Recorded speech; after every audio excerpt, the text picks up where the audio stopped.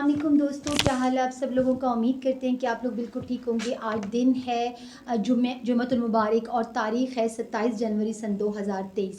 दोस्तों अगर आज मेरी एनर्जी लेवल थोड़ा सा कम हो तो प्लीज़ माज़रत चाहूँगी, क्योंकि कुछ तबीयत मेरी कुछ ठीक नहीं है, तो उसकी वजह से मैं पूरी कोशिश करूँगी कि मैं हर रोज़ की तरह जिस तरह से रिदा से सवाल करती हूँ और हम डिस्कस करते हैं हम लोग करें। दोस्तों, पाकिस्तान के ख़िलाफ़ साजिशों को हमेशा से ISI नाकाम बनाती थी, लेकिन इस बार आलमी ताकतों ने एक तीर से कहीं शिकार किए, अवाम को फ़ौज से मुतनफ़्फ़र किया, ISI को अपने ही अवाम के ख़िलाफ़ साजिशों में मसरूफ़ कर दिया और शाम मुल्क बना दिया। रिदा क्या बोलेंगी इस बारे में? अस्सलाम शमीम, अस्सलाम वालेकुम पाकिस्तानी। वालेकुम अस्सलाम। शमीम, मुझे नहीं लगता कि ISI क्या जो अभी हमारी आंखों के आगे से नकाब उतरे हैं, जो कपड़े हमारी आंखों में जो पट्टियां बंधी हुई थी, ये जो अभी खुली हैं, ये अभी ISI का जो रूप है हमारे सामने आया है, ये अभी का बनाया हुआ है। मैं नहीं कहती कि अभी का बनाया हुआ है, ये खेल हमारे साथ बहुत पहले से खेला जा रहा है। 30 साल 40 साल हो गए हैं। हमें लगता था दहशतगर्द पाकिस्तान में इतनी आसानी से आ जाते हैं।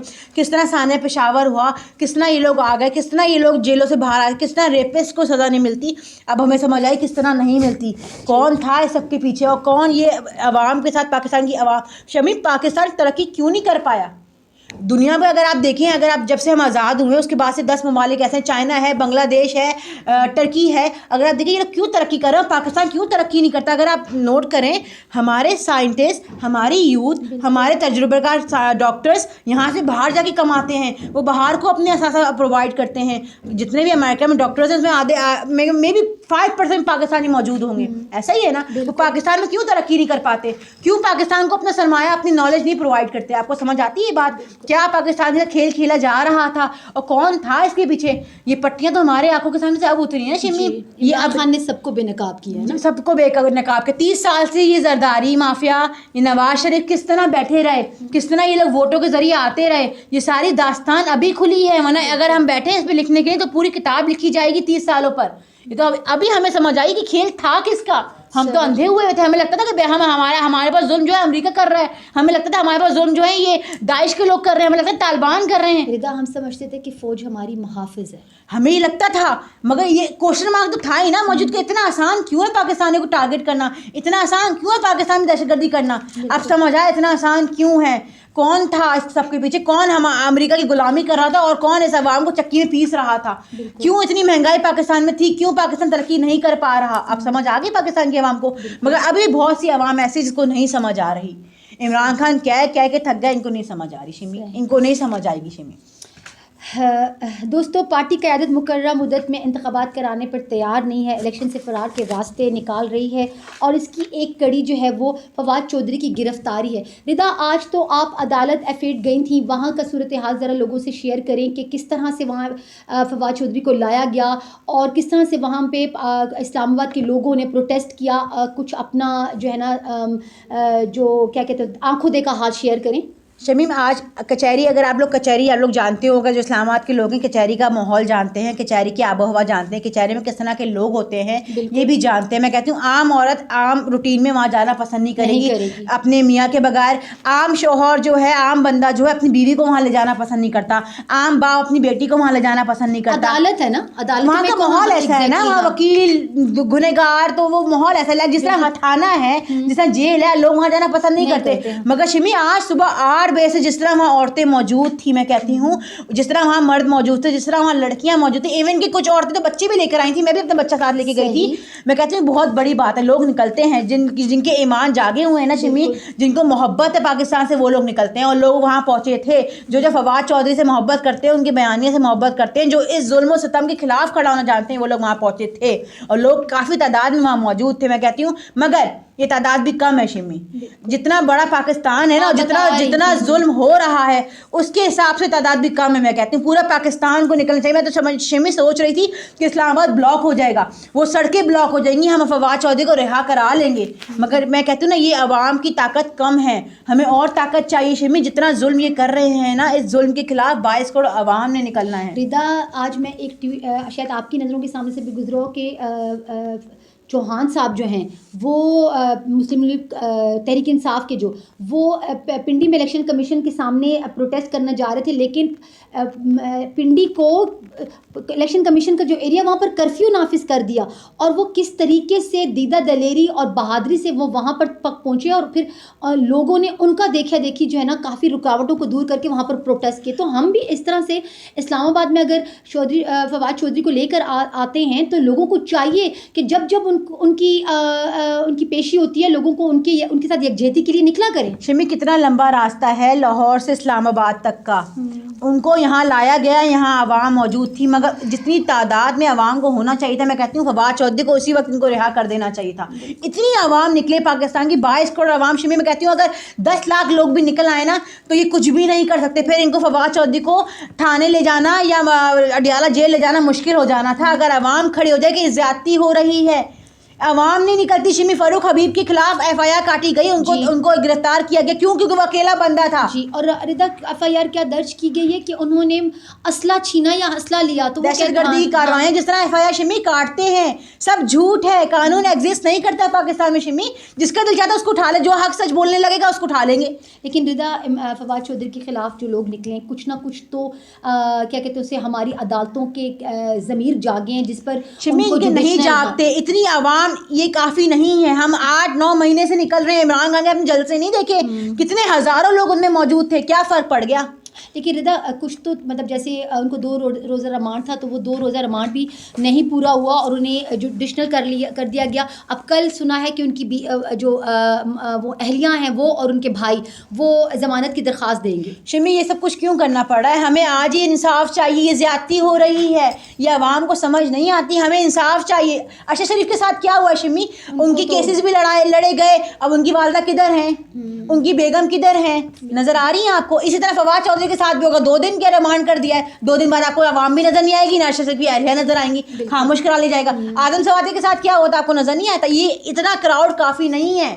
इनको समझ आ गई कि इतनी ये अगर हम इस तरह का जुल्म करेंगे इतनी तादाद में आवाम निकलेगी, 2 दिन निकलेगी शोर मचाएगी, 3 दिन निकलेगी, 4थे दिन आवाम बैठ जाएगी। ये नहीं होना चाहिए। अब मैं तो कहती हूँ हर कोने में आवाम को निकल आना चाहिए कि अब बस बहुत हो गई, ये जुल्म बहुत हो गया। कितने 9 महीने शिमी साल होने को आया है। इसके बाद इमरान खान भी साफ साफ कह रहे हैं कि मुल्क के हालात बदतरीन होते चले जा रहे हैं, मगर इस आवाम को पड़ी नहीं है। लोग अपने घरों में सो रहे हैं। जितने लोग निकल रहे हैं इट्स नॉट इनफ। पाकिस्तान ने निकलना है शिमी। अब सिर्फ PTI की बात नहीं रही, अब सिर्फ एक पार्टी की बात नहीं है, सिर्फ इमरान खान के टाइगर्स की बात नहीं, सिर्फ इमरान खान की वुमेन की बात नहीं है।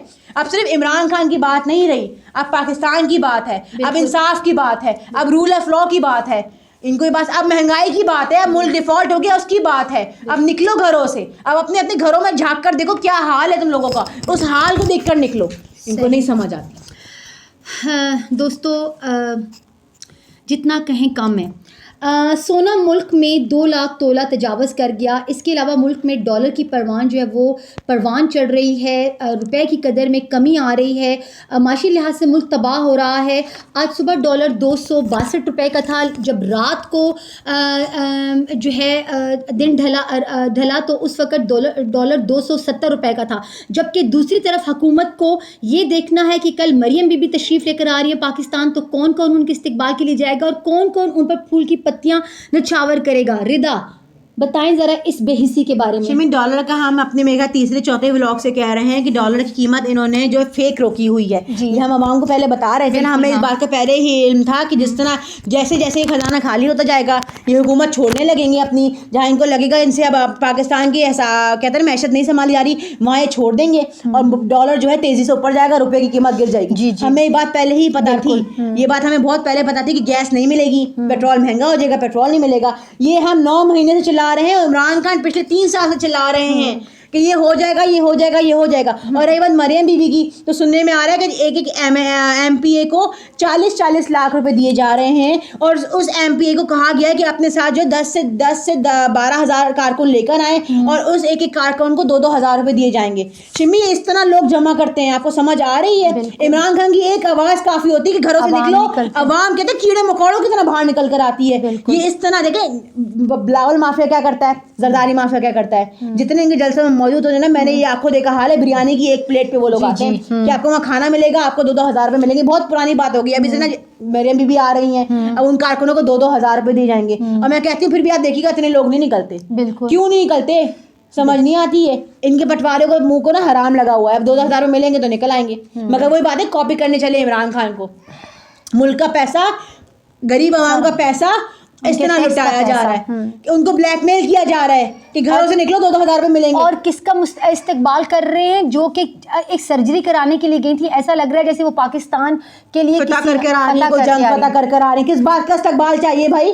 तुम ऐसा क्या उखाड़ कर आ रही हो वहाँ से यूके से? तुम सर्जरी कराने गई थी, खामोशी से गई थी, खामोशी से वापस आ जाओ। किस बात का इस्तेकबाल? क्या आपने मुल्क डिफॉल्ट कर दिया इस बार का इस्तेकबाल, या आपने इमरान खान को शूट करवा दिया इस बार का इस्तेकबाल, या आपने फवाद चौधरी को अंदर डलवा दिया इस बार का इस्तेकबाल किया जाएगा? किसी ना किसी तरह से खुशी का इजहार तो करेंगे। कॉपी करते हैं इमरान खान को कि जिस तरह अवाम, पाकिस्तान की अवाम इमरान खान को हाथों हाथ ले रही है, इनको भी ले गया। अभी दिखाएंगे, अभी आप ड्रामा देखिएगा पूरा। बिल्कुल। और ये हर अपने ड्रामे में इसी तरह फेल होते हैं, हर ड्रामे में इसी तरह फेल, क्योंकि दिखावा एक हद तक ही अच्छा लगता है। और आजकल हर अक्लमंद बंदा जानता है क्या हकीकत है और क्या झूठ है। बिल्कुल।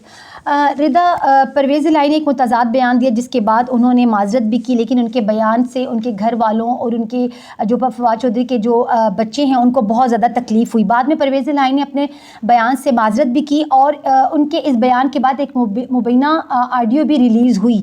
रिदा, क्या परवेज़ इलाही इस पंजाब असम्बलियाँ तोड़ने के बाद पछता रहे हैं?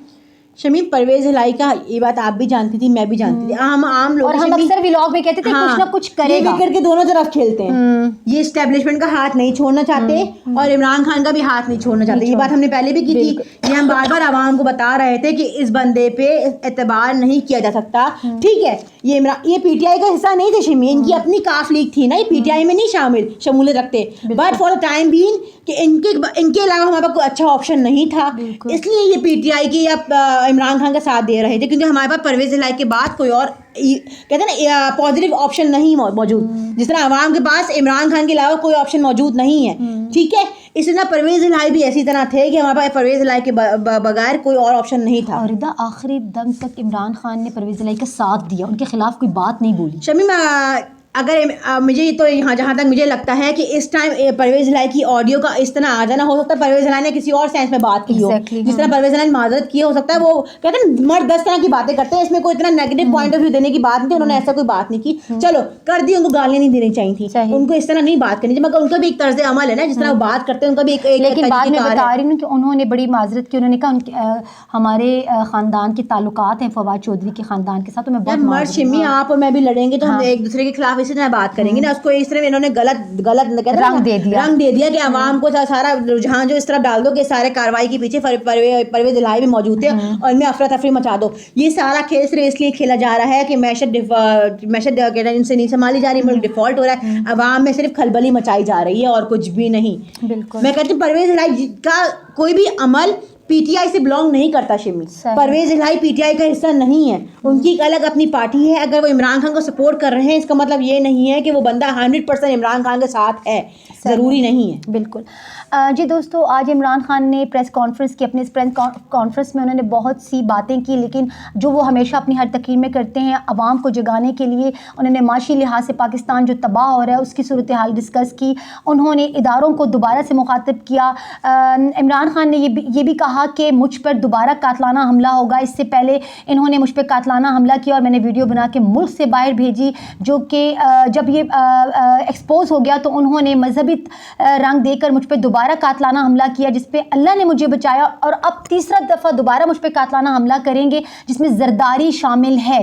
रिदा, इमरान खान जो बार बार ये चीज़ें बता के लोगों को इन्फॉर्म कर रहे हैं, क्या इस तरह से जो पीडीएम प्लान्स करती है इमरान खान को दबाने की, क्या वो अपने इस मंसूबों में कामयाब हो जाएंगे?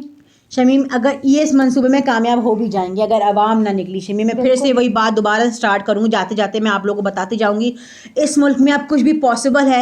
ये लोग किसी भी हद तक जा सकते हैं, जिस तरह अरशद शरीफ के साथ किया, आवाम के सामने वाजे एक एग्जाम्पल मौजूद है, एक मिसाल मौजूद है। अगर आवाम अभी भी ना निकली तो बाद में सिर्फ आवाम हाथ मलती रह जाएगी और ये मुल्क डूब जाएगा, आपका मुस्तकबिल, आपके बच्चों का मुस्तकबिल डूब जाएगा। सिर्फ आवाम इस बात को इम्पॉसिबल कर सकती है, क्योंकि जितना जुल्म ये कर चुके हैं ना शम्मी, ये लोग किसी भी हद तक जा बचा सकते हैं। इमरान खान पे हाथ डालना कोई बड़ी बात नहीं है अगर अवाम ना निकली तो। अवाम ने बचाना है मुल्क को, इमरान खान को, इस पार्टी को, इस मुल्क को, इस मुल्क के हालात को अवाम ने निकलना है। अब सिर्फ अवाम ने, अब कानून ख़त्म हो चुका, अब अवाम ने इंसाफ लेना है इन अदारों से, इस कुर्सी से अवाम ने फैसला करना है। ये 90 दिन हमारे पास बहुत कीमती हैं, अगर अवाम अभी भी ना निकली मैं कहती हूँ तो फिर ये मुल्क डूब जाएगा और फिर हम सिर्फ हाथ मलते रह जाएंगे। अल्लाह हाफिज़। अल्लाह हाफिज़।